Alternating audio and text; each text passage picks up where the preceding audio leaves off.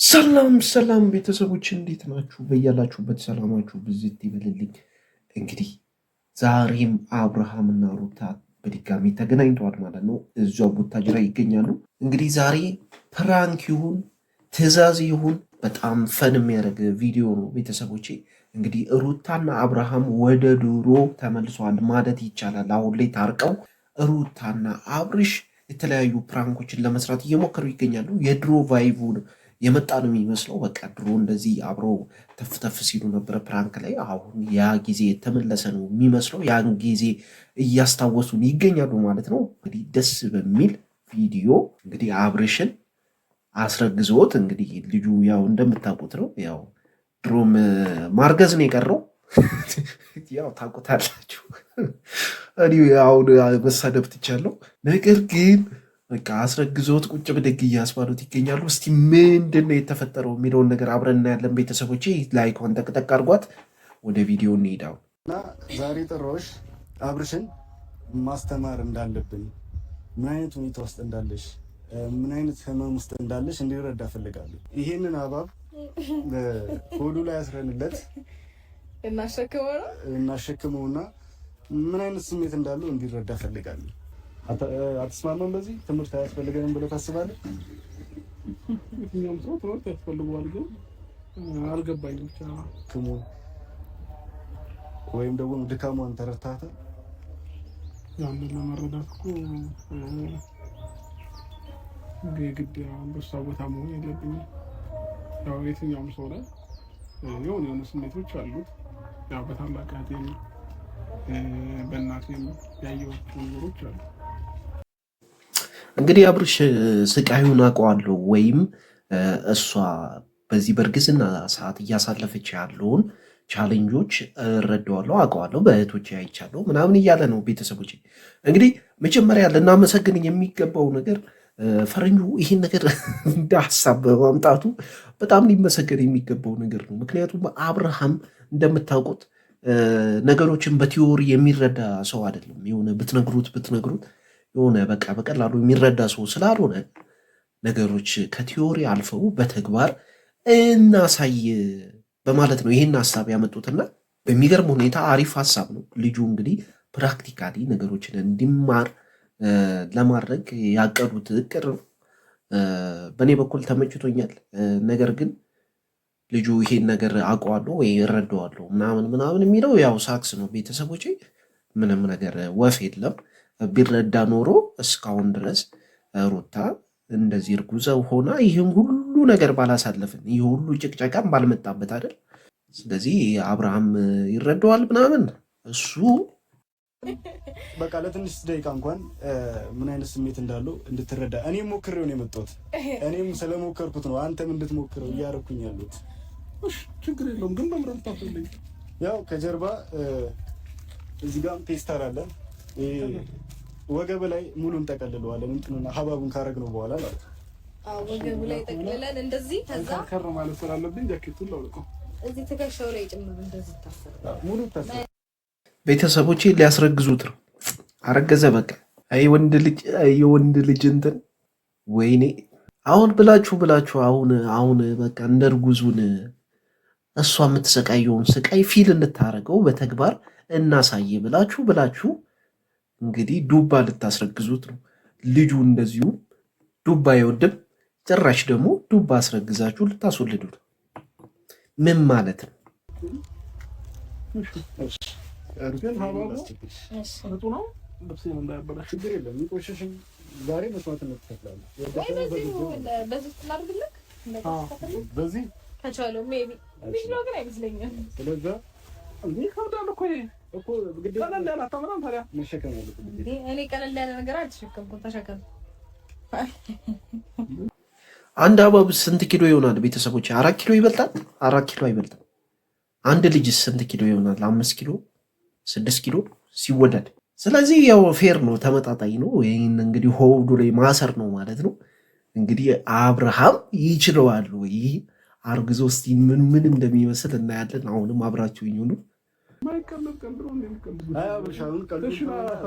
ቀልድ ነው። አሁን ዝም ብለህ ግሰር። ነገር ይከብዳል።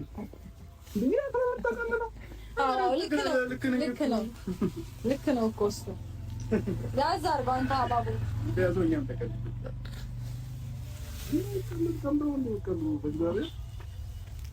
ነው አሪፍ ሀሳብ ነው። አንተ እስከ ዛሬ ድረስ ትላለህ በደንብ ያዛርግለት። አልጠበቀም ግን ሊወርቅ ነው ለወልደው ነው ለወልደው ነው ማለት ነው ነው እንደዚህ አድርገህ ከጀርባው ሰርግ ግን ትከሻው ላይ ከታሰረ ቤተሰቦች ምን ዋጋ አለው? እኮ ምንም ዋጋ የለውም። ኖርማሊ በቃ በትከሻ እንደመሸከም ማለት ነው። ምክንያቱም ከላይ ነው አይደለ? ሎዱ የተንጠለጠለው ከላይ ስለሆነ ምንም አረገዛ ይባላል። ጀስት ለኛ ይመስለናል እንጂ ሆዱ ስለተነፋ አልተሸከመውም። የተሸከመው በትከሻው ነው ማለት በሆዱ አይደለም ሎዱ ያለው ማለት ነው። ስለዚህ ምንም ፊድ የሚያደርገው ነገር የለም። ወገቡ ላይም ፊል ያደረገው ቪድም ነገር የለም። ጀስት ትከሻው ላይ ነው በቃ ሴንስ የሚኖረው ማለት ነው ነገሩ። ሳብ አድርገው ከዛ ወደ ፊት ለፊት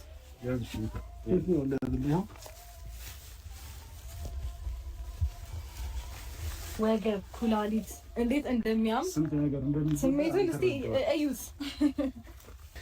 ውይ የስንት ወር ነሽ?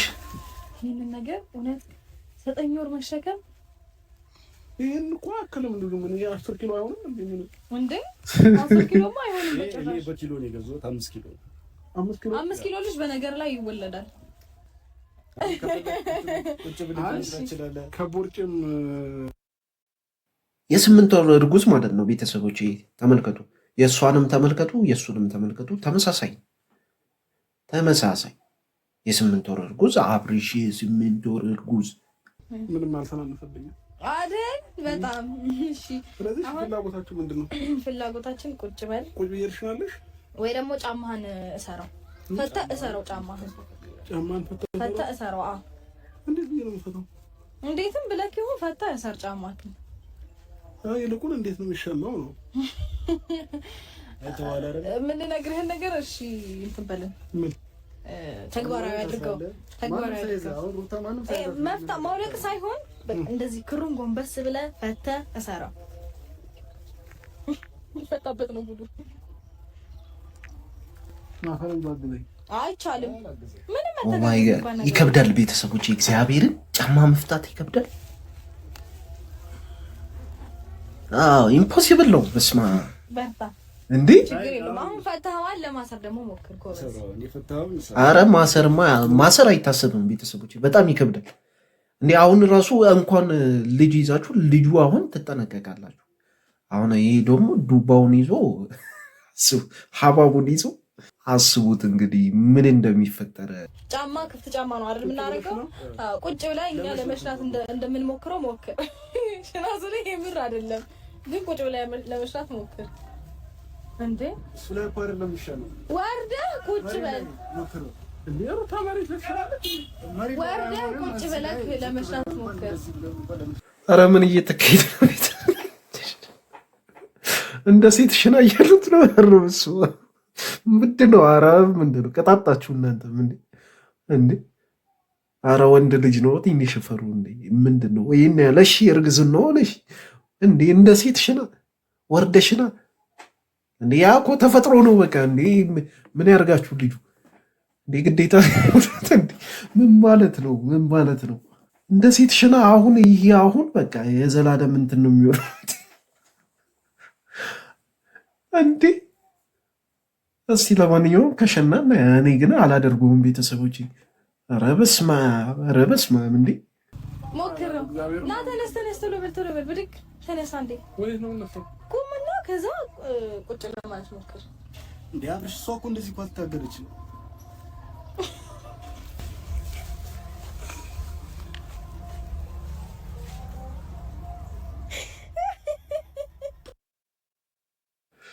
ኧረ ሩታዬ ስራሽን ይስጥሽ። በስመ አብ ነፍስሽ አይማርም ማለት ነው። እንደዚህ ይጫወቱባት። አሁን ጥፋተኛ ነህ ብሎ ነው አሁን እንደዚህ የሚጫወቱባት። ያንን ሁሉ ነገር ባታደርግ ይህ ሁሉ ባልደረሰብህ። እስከ ዛሬ ከጎኗ ብትሆን ይህ ሁሉ ባልደረሰብህ። እንደ ሴት አሸን ነው ሽንታ ምናምን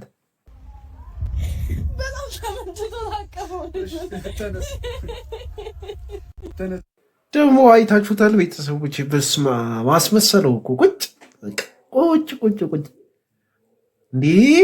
ረፖዚሽን ረያያዝ ሞተር ላይ ያለሽ እኮ ነው የሚመስለው። እትዬ አብርሽ አልቀረብሽም።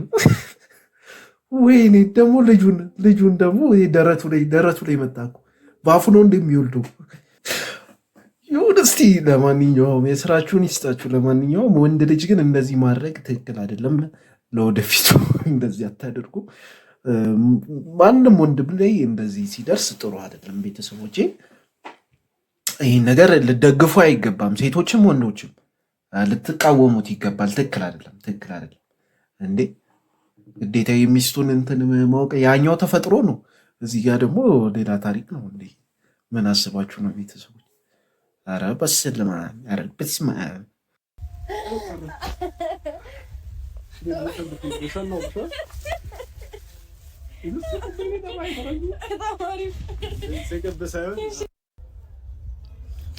መሄድም ኖርማል ነው እና አብርሽም ሌላ ነገር እንበጣ። አይ ከዚህ በላይ ብዙ ነገር እውነት ለመናገር ግን በደንብ አልያዝከውም እኮ እስኪደርስብን ድረስ መጠበቅ የለብንም። አንተ የተሰማ ስሜት ጫማ ማሰር እንደከበደ እሷም ይህንን ስቃይ በየቀኑ ነው የምታሳልፈው፣ በየደቂቃዎች ማለት ነው። ያው እንግዲህ ቤተሰቦች ፈረንጁ በቅኔ ጠቅጠቅጠቅ እያደረገው ነው። ልጁን ጠላትነት አላቸው መስለኝ። ኤኒዌይስ ያው አብርሃም ይረዳዋል ብዬ አስባለሁ። ከዚህ በላይ እንግዲህ ፕራክቲካል አያስረዱትም ብዬ ከዚህ በላይ ምን ትጠብቃላችሁ? ምን አለ ከዚህ በላይ ትምህርት የለምና በተለይ ሴቶቻችን የሚያሳልፉት ቻሌንጅ በጣም በቃ ከባድ እንደሆነ ተፈጥሮ ቢሆንም ነገር ግን የወንዱ እርዳታ ከሌለበት ወይም የባልየው እርዳታ ከሌለበት እዛ ጋር ሴቷ ላይ ከፍተኛ የሆነ ተጽዕኖ እንደሚፈጠር እርግዝና ከባድ ነገር እንደሆነ መረዳት አለብን ሁላችንም። እና ከነሱ ዋናው ነገር የነሱ ድራማቸው ምናምን ሳይሆን ከነሱ ህይወት ምን እንማራለን የሚለው ነገር ነው ዋናው ነገር። ቤተሰቦች እና አብርሃም እና እነ ሩታ እስካሁንም የመጡበት መንገድ አለ እና እነዚህ መንገዶች ለእኛ ትምህርት መሆን አለባቸው።